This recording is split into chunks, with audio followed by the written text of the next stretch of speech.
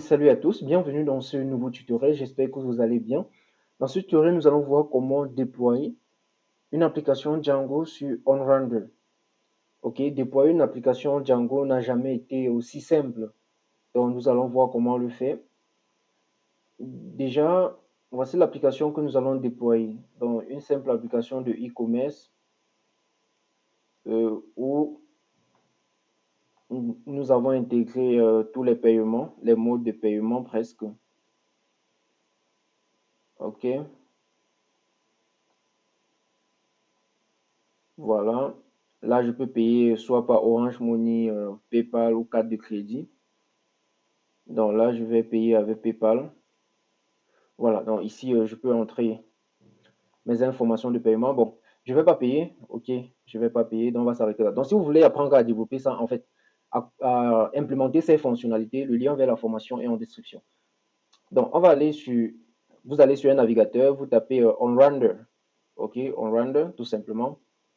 Et vous allez voir https://render.com. Vous cliquez dessus.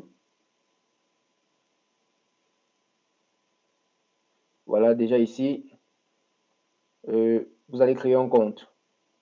OK, get started.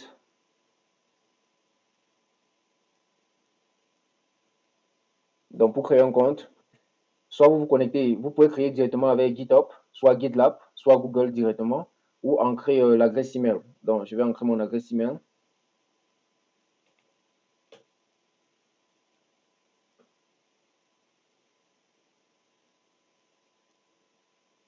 Maintenant, un mot de passe. Voilà. Et là, si vous voulez avoir les updates de OnRender, vous pouvez cocher ici. Donc là, je vais mettre complete.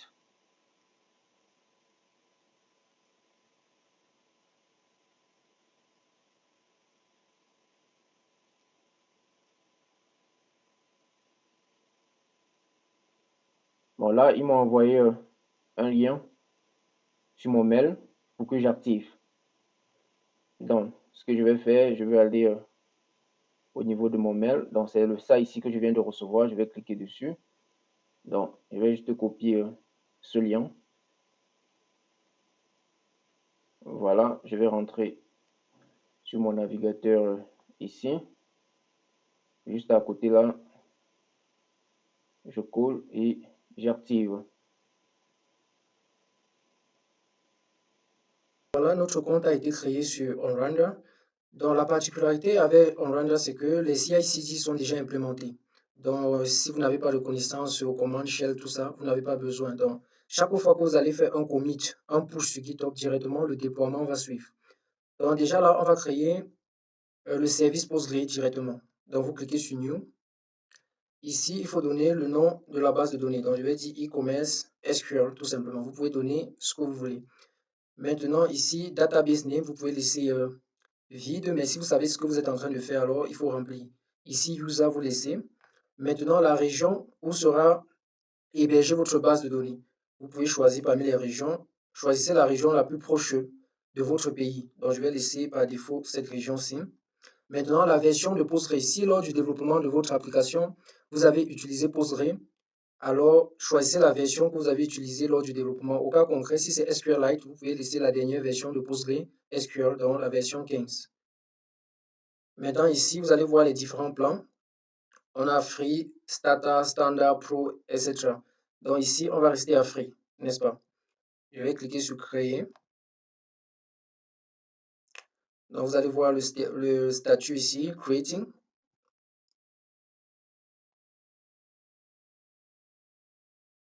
Donc vous allez attendre quelques minutes.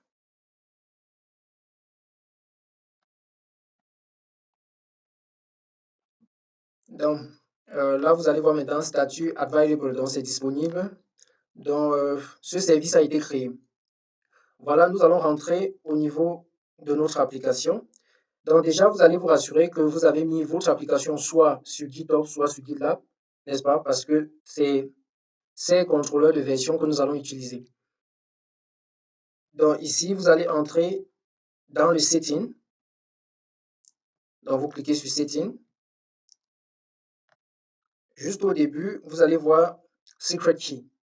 Voilà cette variable, nous allons la retirer d'ici pour la mettre dans un fichier d'environnement. OK? Donc, je vais juste couper ça.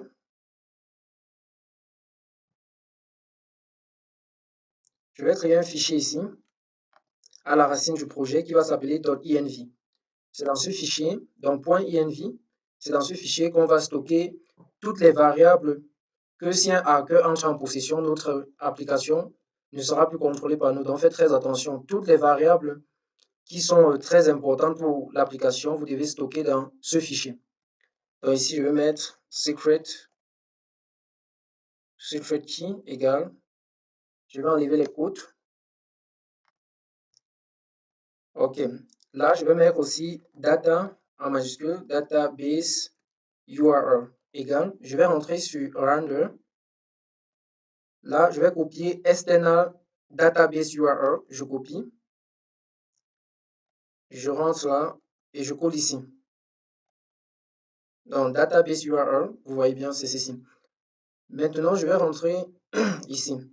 Il nous faut un package qui va nous permettre d'accéder aux variables d'environnement, n'est-ce pas? On va installer Python decouple. Donc, pip install Python decouple. Voilà, ça a été installé. Je vais donc importer from decouple import config, tout simplement. Et ici, je vais dire config et là, je vais dire secret key, tout simplement. Maintenant, ici, debug est égal à true. C'est si vous êtes encore en train de développer l'application. OK, vous pouvez laisser debug à true. Vous pouvez aussi prendre debug et renvoyer dans le fichier env. D'accord? Donc, cela dépend de vous. De telle façon que vous allez juste changer quand c'est en production, étant dans le fichier env. Maintenant, au niveau de allow host, vous mettez étoile, mais ce n'est pas conseillé. Quand render doit vous fournir le domaine, vous allez venir remplacer étoile par le domaine. Parce qu'avec étoile, ça veut dire tout domaine peut pointer sur votre application. Maintenant, je descends. Ici, vous allez voir que par défaut, j'ai développé cette application avec SQLite 3. Donc, cette fois-ci, on va utiliser PostgreSQL en ligne. Donc, je vais commenter ici. Et là, je vais dire database égale default. Là, il y a un package qui nous permet d'avoir les différents paramètres tels que le engine, le name, le host, le port, ainsi de suite. Donc, pour ne pas écrire tout cela, je vais installer ce package rapidement. Je vais dire pip install Django DJ database URL. Pip install. Il y a un S ici. Super, ça a été installé. Je vais importer ici. Je vais dire import Django database URL. Alors, je descends là. Je vais dire Django database URL.pass. OK, à l'intérieur, je vais dire os. Donc, assurez-vous que vous avez importé os juste en haut là. os.environment.get. Donc, ou bien je peux toujours faire config. Je n'ai pas besoin de faire ceci. Donc, je peux dire config. Et là, je passe cette variable qui est ici. La variable database URL. Je copie et je mets là, tout simplement. Maintenant, le serveur que nous allons utiliser sur Render, c'est JUnicorn. Donc, on va installer cela rapidement. Là, je vais faire pip install JUnicorn.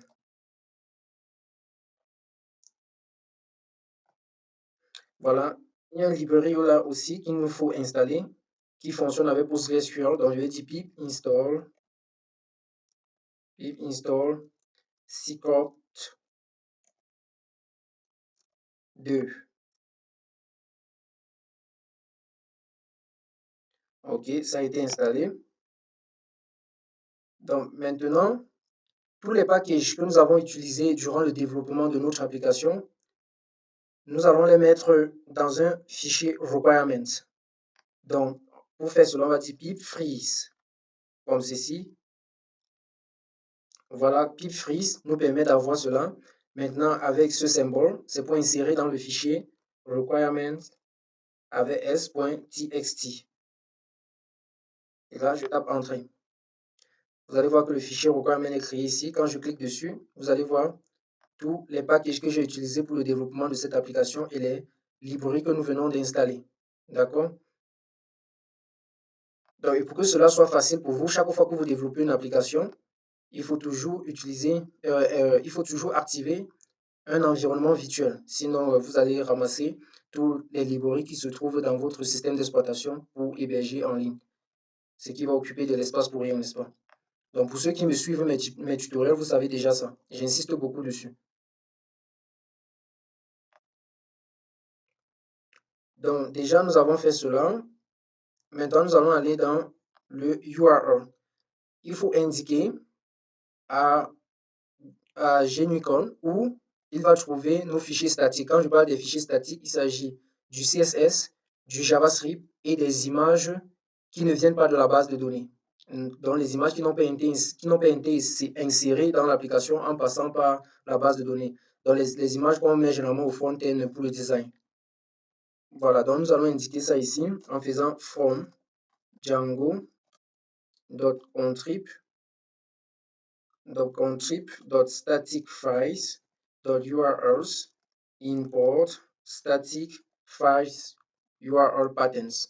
Ici, on va donc venir, on va dire URL patterns plus égal à static files URL patterns et on met ces parenthèses. D'accord? Maintenant, là, je vais mettre mon application à jour sur GitHub. Donc, je vais faire git add, git commit, fit, config pour déploiement. Git push.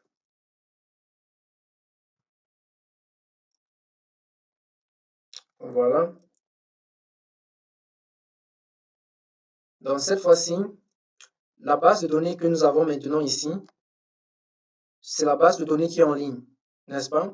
Donc, si je fais les migrations maintenant, c'est la base de données qui est en ligne qui va recevoir les données. Donc, si je viens ici et qu'on regarde ma base de données ici, là, voici ma base de données. Donc, je vais essayer de migrer vers cette base de données. Donc là, je vais dire Python manage.py migrate.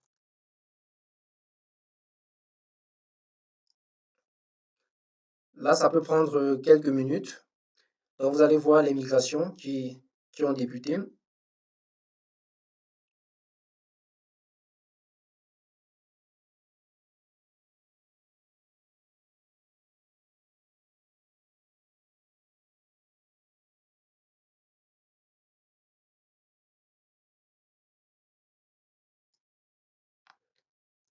Voilà, comme vous venez de constater, nous avons migré vers PostgreSQL en ligne. Donc, si je rentre ici et que j'actualise,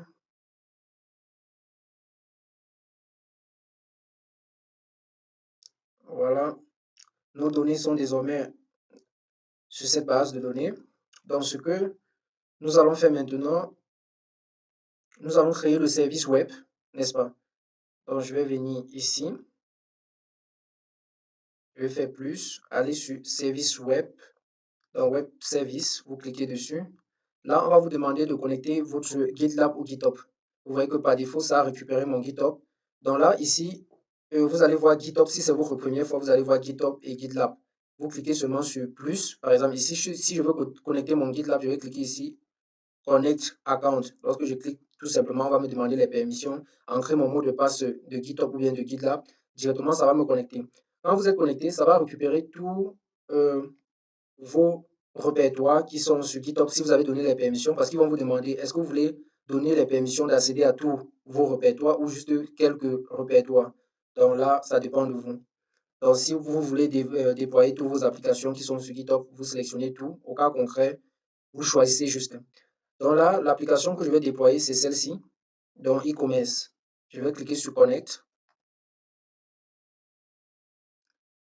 Ici, je vais entrer le nom. Je vais appeler ça par exemple, le nom que vous entrez ici, c'est le nom qui va apparaître sur le domaine en fait.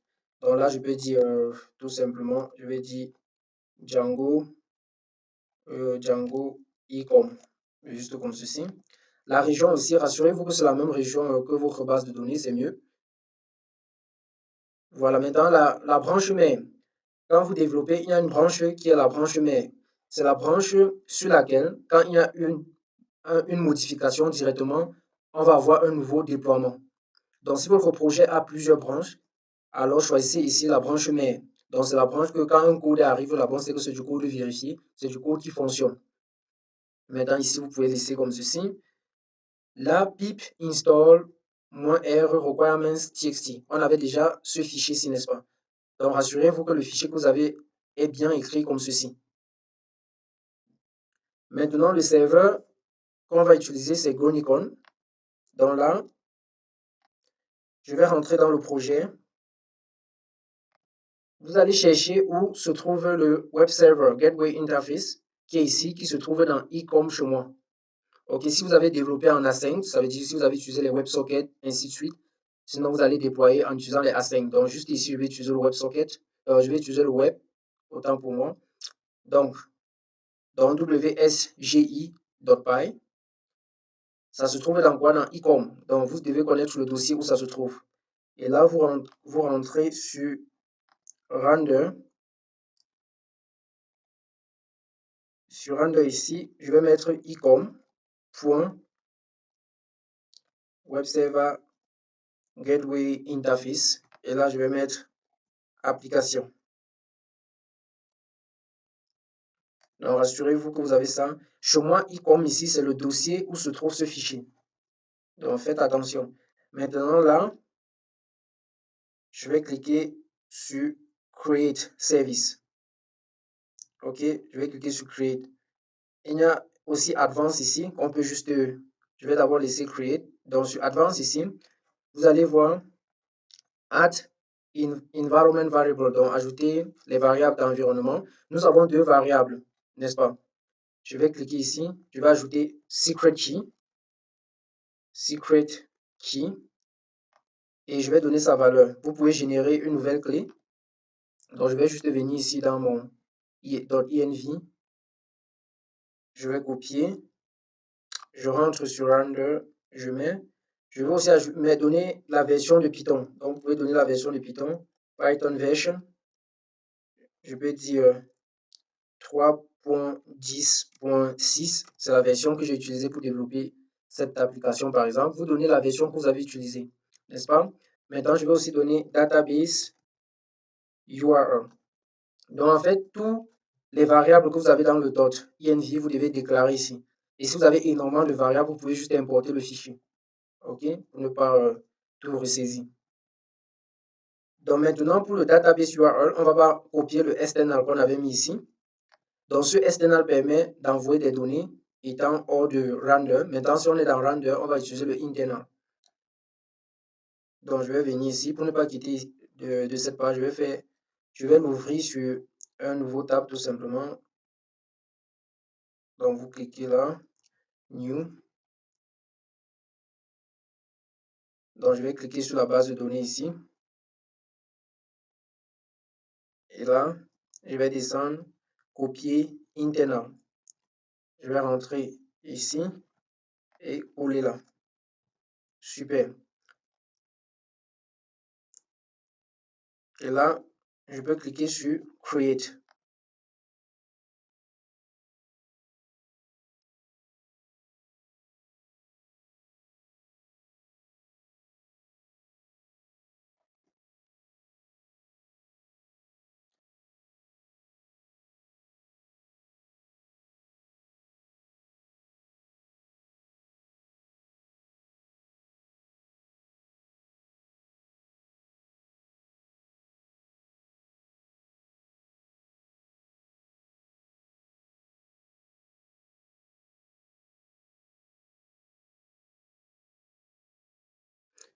Donc, vous allez voir ici, on écrit live. Donc, le déploiement a été fait avec succès. OK, vous allez voir que Gonicon, le serveur Gonicon est lancé et vous allez voir ici live. Donc, voilà le domaine qu'on m'a donné. Je vais donc copier ce domaine. Je vais copier. Je viens ici et je l'ouvre tout simplement.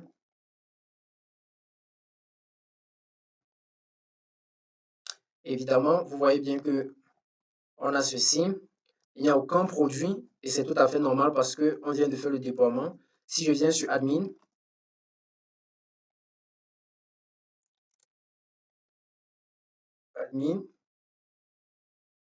voilà, vous voyez que les fichiers statiques sont bien là.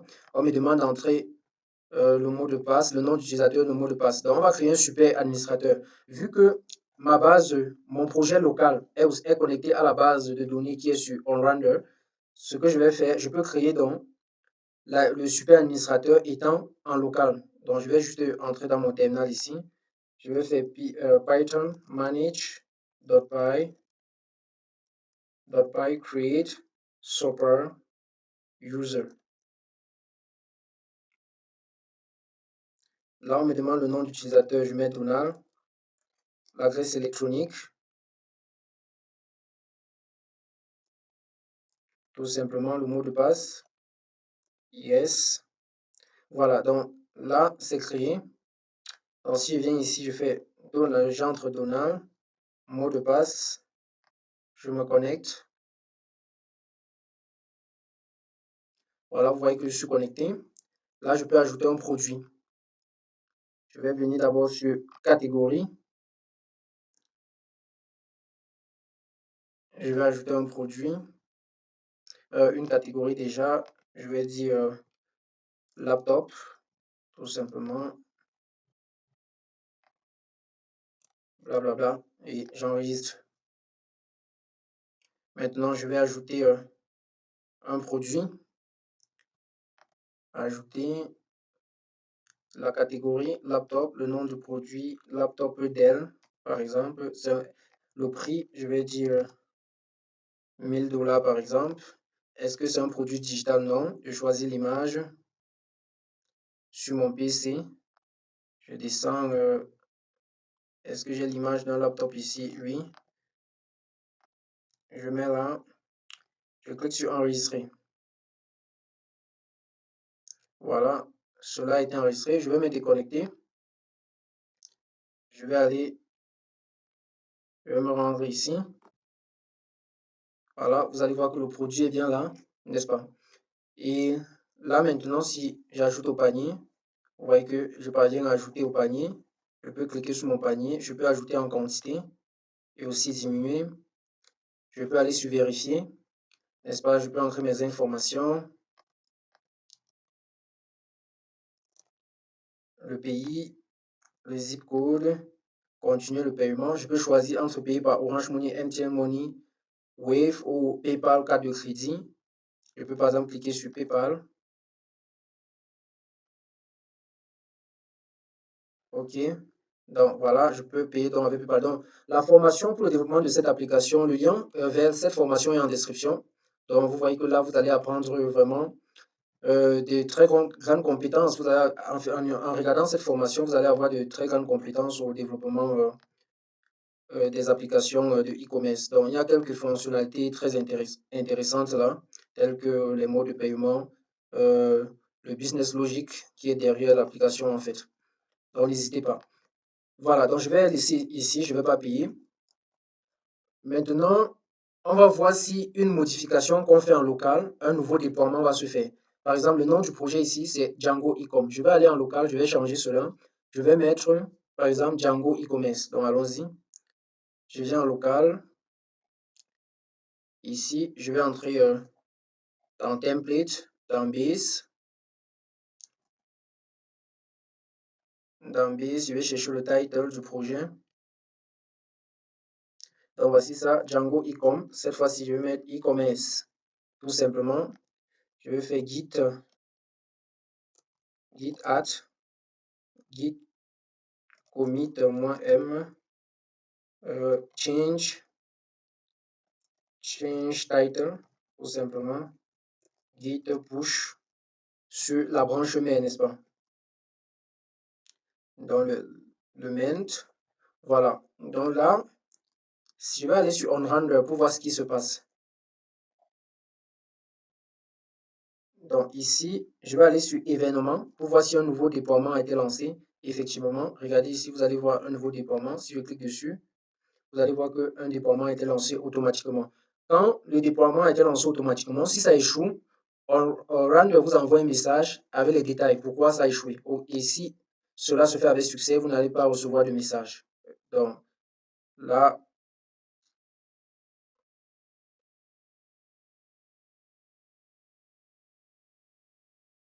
voilà, vous voyez que c'est live. Donc si je rentre sur l'application ici, j'actualise.